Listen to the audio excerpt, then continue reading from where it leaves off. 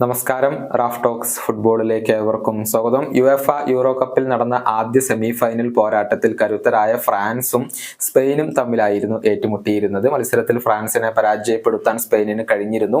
ആദ്യം കോലോ മുവാനിയിലൂടെ ഫ്രാൻസ് ആയിരുന്നു ലീഡ് നേടിയത്. പക്ഷെ പിന്നീട് ലാമിൻ യമാൽ അതുപോലെ തന്നെ ഡാനി ഒൽമോ എന്നിവർ നേടിയ ഗോളുകൾ സ്പെയിനിന് വിജയം സമ്മാനിക്കുകയായിരുന്നു.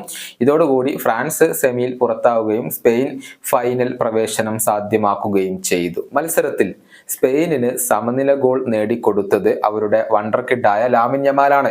ബോക്സിന് വെളിയിൽ നിന്നും താരം ഒരു കിടിലൻ ഷോട്ട് ഉതിർക്കുകയായിരുന്നു. അത് ഫ്രഞ്ച് ഗോൾ കീപ്പറെ മറികടന്നുകൊണ്ട് ആ ഒരു ഗോൾ വലയെ ഭേദിക്കുകയായിരുന്നു. ഒരു മനോഹരമായ ഒരു കിടിലൻ ഗോൾ തന്നെയാണ് ഈ 16-കാരൻ നേടിയത് എന്ന കാര്യത്തിൽ സംശയങ്ങൾ ഒന്നുമില്ല.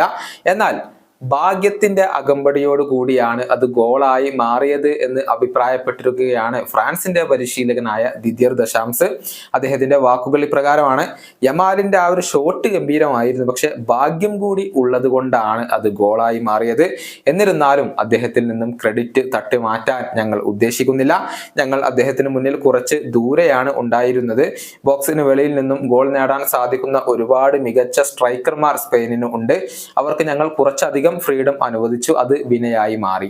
ഇതാണ് ഫ്രാൻസ് ടീമിന്റെ പരിശീലകനായ ദശാംസ് ഇപ്പോൾ പറഞ്ഞിട്ടുള്ളത്. തോൽവി ഏറ്റുവാങ്ങിയതോടുകൂടി ഒരിക്കൽ കൂടി ഫ്രാൻസ് ഇപ്പോൾ യൂറോ കപ്പിൽ നിന്നും പുറത്തായി. മികച്ച താരനിര ഉണ്ടായിട്ടും സമീപകാലത്ത് യൂറോ കപ്പ് നേടാൻ അവർക്ക് കഴിഞ്ഞിട്ടില്ല എന്നത് ഫ്രാൻസിന് നിരാശ നൽകുന്ന ഒരു കാര്യമാണ്. കഴിഞ്ഞ ഖത്തർ വേൾഡ് കപ്പ് ഫൈനലിൽ അർജന്റീനയോട് പരാജയപ്പെട്ടതിന് പിന്നാലെയാണ് ഈ യൂറോ കപ്പിൽ നിന്നും അവർക്ക് ഒരിക്കൽ കൂടി നിരാശരായി മടങ്ങേണ്ടി വരുന്നത്. ഈ വീഡിയോയുടെ അവസാനിപ്പിക്കുന്നു. വീണ്ടും കാണാം.